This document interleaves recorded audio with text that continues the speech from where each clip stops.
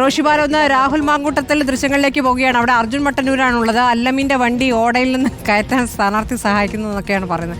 അർജുൻ, എന്താണ് അവിടുത്തെ കാഴ്ച? എന്ത് പറ്റിയതാണ് വണ്ടിക്ക്?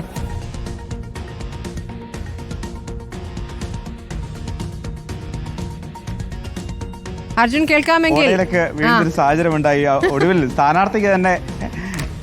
ഒടുവിൽ സ്ഥാനാർത്ഥി തന്നെ മുൻകൈയെടുത്ത് വാഹനം മാറ്റുന്ന ഒരു സാഹചര്യമാണ് ഉള്ളത്. എന്തായാലും ഇത് കണ്ണാടി ബഡ്സ് സ്കൂളാണ്. ഇങ്ങോട്ടേക്ക് എത്തുമ്പോഴാണ് ഇത്തരത്തിൽ ഈ വാഹനം വീണ്ടും ഒരു ഓടയിലേക്ക് വീഴുന്നത്. തുടർന്ന് അവസാനം സ്ഥാനാർത്ഥി തന്നെ രാഹുൽ മാങ്കൂട്ടത്തിൽ തന്നെ എത്തുകയും ഡ്രൈവർക്ക് ദിശ പറഞ്ഞു കൊടുക്കുകയും അത്തരത്തിൽ ഈ വാഹനം മുകളിലേക്ക് എത്തിക്കുകയും ചെയ്തിട്ടുണ്ട്. എന്തായാലും തുടർന്ന് അങ്ങോട്ടും രാഹുൽ ഈ വാഹനത്തിനൊപ്പം തന്നെ ഉണ്ടാകും എന്ന് രാഹുലിന്റെ പ്രതികരണം ഒന്ന് ഈ ഘട്ടത്തിലൊന്ന് എടുക്കാൻ തോന്നുന്നു.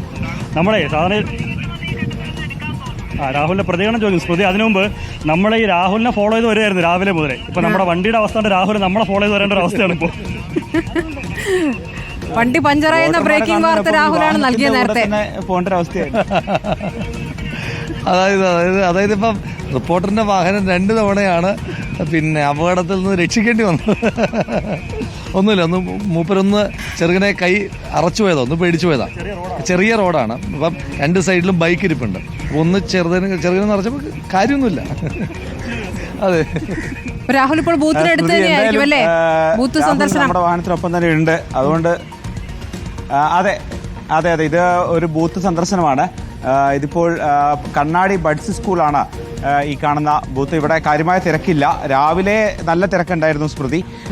പക്ഷെ ഉച്ചയോടുകൂടി ആളുകൾ പൊതുവെ എണ്ണം കുറഞ്ഞിട്ടുണ്ട്. ഏതാണ്ട് 10-ൽ താഴെ ആളുകൾ മാത്രമേ ഇപ്പോൾ നിലവിൽ ഈ ക്യൂവിലുള്ളൂ എന്നാണ് ഞാൻ മനസ്സിലാക്കുന്നത്.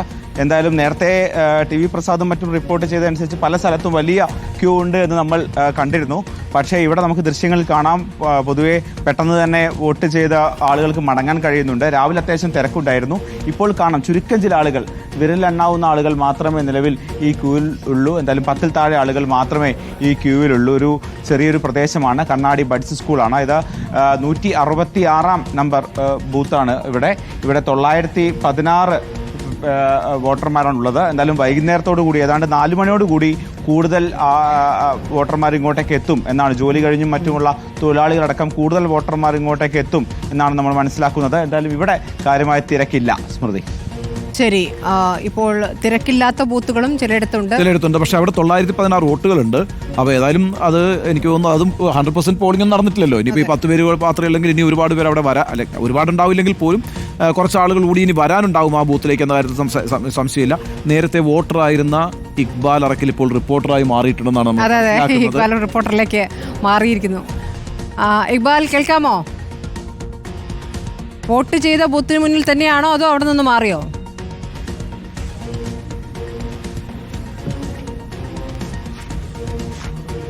ഇക്ബാൽ കേൾക്കുന്നില്ലല്ലോ. പഞ്ചായത്ത് കണക്കുകളിലേക്ക് നോക്കുകയാണെങ്കിൽ പാലക്കാട് നഗരസഭ 54.20% പോളിംഗ് രേഖപ്പെടുത്തിയിരിക്കുന്നു. തൊട്ടു പിന്നാലെ പിരായിരിയുണ്ട്. പിരായിരിയിൽ 53.90%. മാത്തൂരിൽ 54.35%. കണ്ണാടി പഞ്ചായത്തിൽ 53.30%. ഇക്ബാൽ, കേൾക്കാമോ? കേൾക്കാം. ആ വോട്ട് ചെയ്ത ബൂത്തിന് മുന്നിൽ തന്നെയാണോ? എന്താണ് നമുക്ക് പുതിയ വിവരങ്ങൾ നൽകാനാവുക? അല്ല, കണ്ണാടിയിലേക്ക് മാറി. കണ്ണാടി ABUP സ്കൂളിൻ്റെ മുന്നിലാണ് ഞാനുള്ളത്. 168 മുതൽ 172 വരെയുള്ള ബൂത്തുകൾ പ്രവർത്തിക്കുന്നത് ABUP സ്കൂളിലാണ്. രാവിലെ മുതൽ തന്നെ വലിയ ഒരു നീണ്ട നിര ഈ ABUP സ്കൂളിൻ്റെ മുമ്പിൽ രൂപപ്പെട്ടിരുന്നു. നേരത്തെ ചലഞ്ചിങ് വോട്ടെല്ലാം വന്നതും ഈ ബൂത്തിലായിരുന്നു. ഏതായാലും ഇപ്പോഴും നിരവധി ആളുകളാണ് ഇവിടെ വോട്ട് ചെയ്യാൻ വേണ്ടി എത്തിയിട്ടുള്ളത്. നിലവിൽ ലഭ്യമാവുന്ന കണക്കുകൾ പ്രകാരം 954 വോട്ടുകളാണ് 168-ാം ബൂത്തിലുള്ളത്. ഇതിൽ തന്നെ 655ഓളം വോട്ടുകൾ ഇതിനോടകം പൂർത്തിയായി വോട്ട് രേഖപ്പെടുത്തിയിട്ടുണ്ട് എന്നാണ് മനസ്സിലാക്കാൻ വേണ്ടി സാധിച്ചിട്ടുള്ളത്. പ്രിസൈഡിംഗ് ഓഫീസർമാരിൽ നിന്നും മറ്റുള്ളവരിൽ നിന്നും ലഭ്യമായിട്ടുള്ള കണക്കുകൾ അത്തരത്തിലാണ്. അതായത് ഏകദേശം 70%-ലധികം വോട്ടുകൾ ഈ 168-ാം ബൂത്തിൽ തന്നെ രേഖപ്പെടുത്തി കഴിഞ്ഞിരിക്കുന്നു. നേരത്തെ കണ്ണാടിയുടെ മൊത്തത്തിൽ, അതായത് മറ്റ് തദ്ദേശ സ്ഥാപനങ്ങൾ നോക്കുമ്പോൾ നിലവിൽ കണ്ണാടി പഞ്ചായത്തിലെ ആകെ പോളിംഗ് ശതമാനം മറ്റ് സ്ഥാപനങ്ങളെക്കാൾ കുറവാണ്. പക്ഷേ ചില ബൂത്തുകൾ എടുത്തു നോക്കുകയാണെങ്കിൽ, പ്രത്യേകിച്ചും CPM എല്ലാം ഭരിക്കുന്ന ഒരു പഞ്ചായത്താണ്. അവിടെ CPM-നെ ആശ്വസിക്കാൻ കഴിയുന്നത് അവരുടെ ചില വാർഡുകളിലാണ് ഇത്തരത്തിൽ വലിയ ഒരു മുൻതൂക്കം ലഭിക്കുന്നതാണ്. പക്ഷേ ആളുകൾ ഏതായാലും വലിയ രീതിയിൽ എത്ര നേരം ഇവിടേക്ക് വന്നിട്ട് 15 മിനിറ്റ്.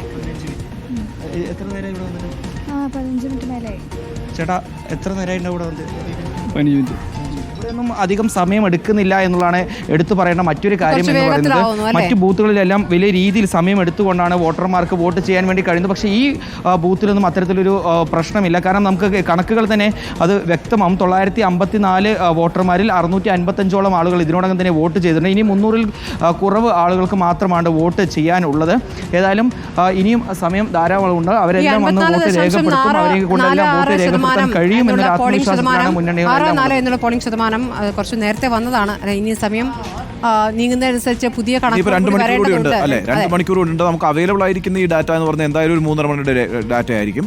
നമുക്ക് പ്രതീക്ഷിക്കാം. അങ്ങനെ വരുമ്പോൾ തന്നെ ഒരു 54-55% എത്തുന്നു എന്ന് പറഞ്ഞാൽ നല്ല പോളിംഗ് നടക്കുന്നു എന്നാണ് നമുക്ക് പ്രതീക്ഷിക്കേണ്ടത്. അടുത്ത 2 മണിക്കൂറിനകത്ത് 70 അടുപ്പിച്ച് അല്ലെങ്കിൽ 70 മുകളിലേക്ക് പോളിംഗ് പോകാം. എന്തായാലും നല്ല ക്യൂ ആണ് പല സ്ഥലങ്ങളിലും കാണുന്നത്. ചില ബൂത്തുകളിൽ ഈ പറയുന്ന സാവധാനം പോളിംഗ് പുരോഗമിക്കുന്നുണ്ട്. ചില ബൂത്തുകളിൽ ആൾ ഒഴിഞ്ഞു കിടക്കുന്നുണ്ട്. എങ്കിലും മൊത്തത്തിൽ നമ്മൾ കാണുന്ന ദൃശ്യങ്ങളിൽ നിന്ന് മനസ്സിലാക്കേണ്ട ഒരു കാര്യം നല്ല രീതിയിൽ